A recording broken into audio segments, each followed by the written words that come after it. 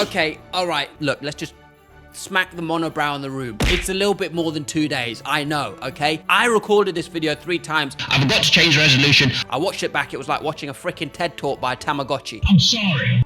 There you go, there's a slap from you to me. Let's just forget this ever happened. What up, baby? Munya Chawawa back again on YouTube. Maybe I need like a Chunks intro. Yeah! No. Straight off the bat with a red hot, okay, lukewarm Q&A. I've got some sausage and beans downstairs and I'm 100% trying to do this before I need to eat that. So let's go. Isaac, how often do I watch documentaries? Bit of a personal question there, mate. I don't really watch documentaries. I watch a lot of quite fatalistic stuff like what to do if you were confronted by a Komodo dragon. The answer to that question is run in a zigzag. Komodo dragons can smoke you in a straight line, but they struggle with sharp turns. If you're watching from abroad, this might be life-saving information. If you're watching from the UK, as we all know, the biggest threat from wildlife is accidentally walking across 2 foxes, clarting the living daylights out of each other behind a black bin. Question from Lizzie, could you collab with Stephen Tries? I love Stephen Tries. I've had lots of conversations with him over WhatsApp. We've talked about the industry. We've tried teaming up before. You always got to wait for these things to be right. You know, he is so sharp. I like to think I'd be able to bring a bit of wit and we'd just be able to, what's it called? Iron sharpens iron. We'd be crossing swords.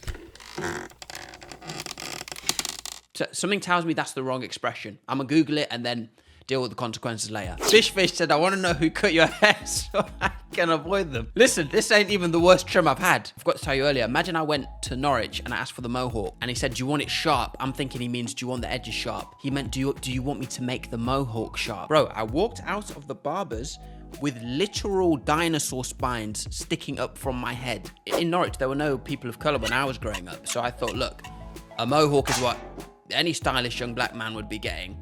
In actual fact, it's a haircut exclusively reserved for disgraced footballers and or people who wear t-shirts that say something like legend loading on the front. I didn't know that till I got to London and I got rid of that haircut very quickly. I switched up the drip, I got my first piercing. I actually went to a place called Prick Piercings, which could have gone very wrong. The Master Sifu. Bro been YouTubing for 7 years, older than my balls. Talking about the birth of my YouTube channel. So you've got a rare case of Benjamin Button balls. He is growing up, but his balls are sort of still in creche. I have been on YouTube for a long time, but I haven't cherished it as a platform. I've not engaged with the people on here. I've not made shows specific for YouTube. I've made stuff on other platforms and then just tossed it over. Now I'm saying, you're the main chick. Even though I'm 7 days late, 10, you're the main chick still. And if you keep going on about me being late, I'm not gonna kick your ass, I'm gonna punch it. Okay, this is a bit of a general answer, but we had a lot of political questions. You know, I actually had to drop politics in AS level because I wasn't very good at it. I really wanted to be, but I just didn't have the brain for it. So when the fact that so much of my comedy is political now, people always ask me, have I ever met any of the politicians I've done videos about? Once, I was coming out of an award show and I was walking down the escalators at the O2 and I felt this moist breath on the back of my neck. And I did a little side eye, yeah? And I saw it was Matt Hancock. How did I know he would be the kind of person not to leave one step before me? This man was forming condensation on the back of my neck, and I thought, look, one of the biggest sketches I ever made was It Wasn't Me, the Shaggy parody of Matt Hancock. Maybe I should take a little selfie. But I thought to myself, you know what? As a rule, I don't do dick pics. Oh! Eat that, Matt! Make me go Super Saiyan, editor. Make me go Super Saiyan when I do that. Here's one. It says, how much time does it take for you to write your rap songs? By the way, the Vape Band song slaps. My thoughts go out to all the 4-year-olds who won't be able to consume crushed pineapple before going into nursery. I'm sorry for your loss. Generally, a song takes me half a day to write, sometimes quicker. People always ask me about bars and they say, did you used to be an artist? Did you have like a history in music? And I don't, but what I've always loved is like forms of poetry. So for example, I really used to like limericks. So a limerick goes like, there once was a boy called Fred. People kept saying his trim was dead. So he went to Turkey and ate some beef jerky. And when he came back, his scalp was red. Listen, I'm not claiming to be Kendrick Lamar, okay? I'm just giving you an example of a limerick. I used to get so gassed as a kid because I could understand that rhyme scheme. I found that really intriguing, and I think that's where my love of wordplay came from. Oh, dang it, we got a question from Texas. This said, what specifically inspired you to create the Unknown P character? Sending well wishes from Texas. I am going to give you the full lore of Unknown P in an upcoming video. You know how they do like the lore of Mortal Kombat, the lore of God of War. I'm going to do one for Unknown P because there's so much I need to tell you about that character. But in short, I will say this. It was part improvisation. It was part what I was seeing in the news cycle, which was this. Drill was popping in the UK scene, and all the posh journalists went, oh God, no, we can't have such lyrics inspiring such violence among young people. Even though Mildred and Henrietta had no problem with foxes being clarted point blank with a shotgun at weekends.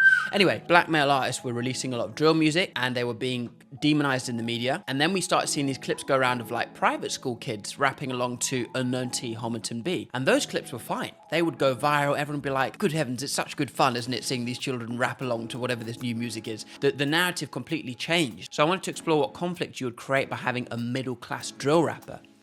What happens when the same lyrics are being said by a different messenger? Because if there's no problem with that, then it suggests that the real problem is with who's saying the lyrics, i.e. young black men. The character just reached heights and crevices I never imagined it would. I'm going to give you the full story in another video. But yeah, in short, that's why Unknown P was born. But if you were to ask physically how Unknown P was conceived, I imagine it involved several oysters and a bottle of sharp rosé.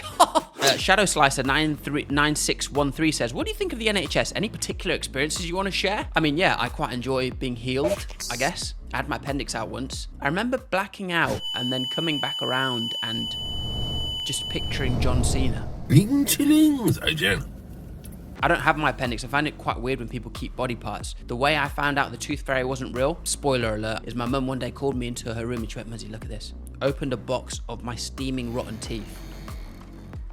Never recovering from that. Let's keep going, shall we? Which comedian inspires you the most and why? I took a lot of inspiration from SpongeBob SquarePants to the point where I painted my room yellow in year 11. I painted it yellow, a nice Nyash repellent yellow. I found SpongeBob's optimism and the humor of the cartoon very funny. I also watched a lot of WWE growing up, and as you know, so much of the WWE used to be trash talking, the charisma. I mean, the Rock speeches, Stone Cold Steve Austin, what? He would get people gassed from just saying the word what. I think all of those things seeped into my conception of what an entertainer should be. So wrestling and SpongeBob. Alex Ito says, Munya, your hips are hella loose. How do I get my hips as loose as yours? Step-by-step program, please. And don't ask me for what. The doctor told me I have hyper flexible kneecaps. And maybe it's because I used to do weird movements as a kid, you know? For a large part of my primary school, I used to gallop around. I just thought it was quicker. Just try it now. Pause the video, gallop around your house, and come back and leave a review. Leave a gallop review. Pirate asks, how was it on Taskmaster? I'm asking as a major Taskmaster fan, and the season 14, the season you was on, was my favourite season.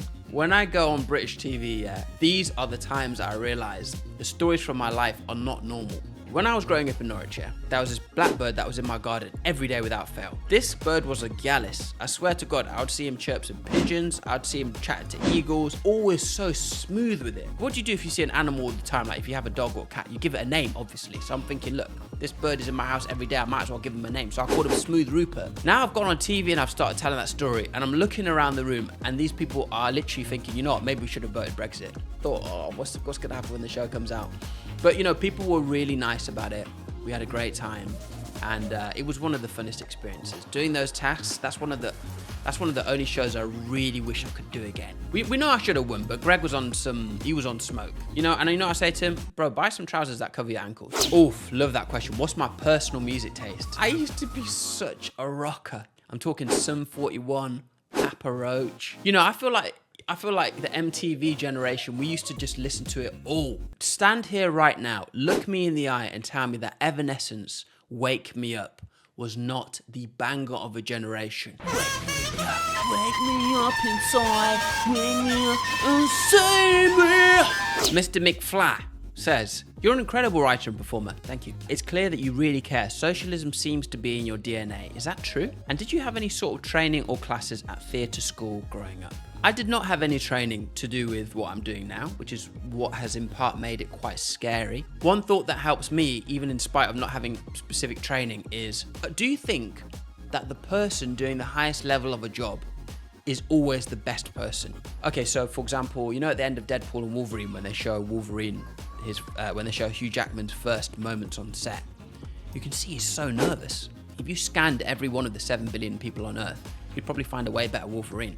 But Hugh Jackman got the part, he rolled with the punches, and he became Wolverine. Even though I may not have been a comedian and I don't have specific training, with everything I learn, I'm becoming that thing. Oh, now this is a great question. This is from Shaq Welch. Because it's a hot topic amongst black American comedians right now, would you wear a dress? So I've actually already done that in one of my sketches where I was impersonating girlfriends. You know, like annoying things girlfriends do. I was impersonating like your girlfriend on holiday or your girlfriend before getting ready to go out. That was one of my biggest performing sketches because all the boyfriends were like, oh my God, bro, this is my situation every day. All the girlfriends were like, oh my God, how did you know? I really don't think that deep into it. It's the same as if you went to watch Gladiator and everyone was just, you know, sitting there in some jeans with their crack hanging out and like a white t-shirt, and they went, no, we don't really need to dress up as gladiators because you lot can imagine it. You know, you got to take people into the world of the sketch. You've got to suspend someone's disbelief. You've got to become someone else. Even if you watch Jason Statham in the manliest of manly films, all right, he smashes down 11 raw eggs, does 16 billion press-ups on the back of a buffalo, and then punches a nuke out the sky. You know, before that scene, he would have been having hair and makeup done. It's part of entertainment, costume, wardrobe design, hair and makeup. If you truly believe your masculinity is going to disintegrate in front of you because of you wearing a bit of material, I think that suggests you're actually not that secure in your masculinity to begin with. Okay, question from Water Bottle. What's your favorite thing to do outside of work? Also, which football team do you support? Football is too hard for me to get into because you all know too much. I've tried in the past, swaggered over to the lads, tried to join in their football conversation. Oh, when Peter Cech was 3, his hamster got trapped in his Nintendo DS and sadly passed away. I'm like, how do you know this stuff? Xavi Alonso hasn't renewed his driver's license since 1965. You know, the linesman will be galloping along the sideline and they'll be like, oh yeah, that's Steve. He's just come back from a 3-month sabbatical in Bali. Too intimidating for me to join. So you can imagine doing Soccer Aid was a mad experience. One day I was having breakfast. I think it was Peter Cech and Dmitry Berbatov. And I just remember being between them being like, so, any of you ever played football before? Also, fun fact for anyone wondering, Roberto Carlos's calves are honestly like 2 untouched kebabs. You know, the big ones that spin around on the metal before Bossman starts giving them a skin fade? That is how my man's calves look. No joke. So footballers, I respect you. I just don't know your life history. Well, there's 400 questions and I'm a bit of an introvert, so I am actually already tired. So I'm going to end it there. But the next video is going to be Unknown P-Law, his origins, his enemies, how it started, how I nearly asked Charlie Sloth to pull the fire in the booth the night before it happened. But to find out about that, you're going to have to join me on the next video. For now, don't forget to like, comment, and subscribe. I've been Munya Chawawa. Have a great life.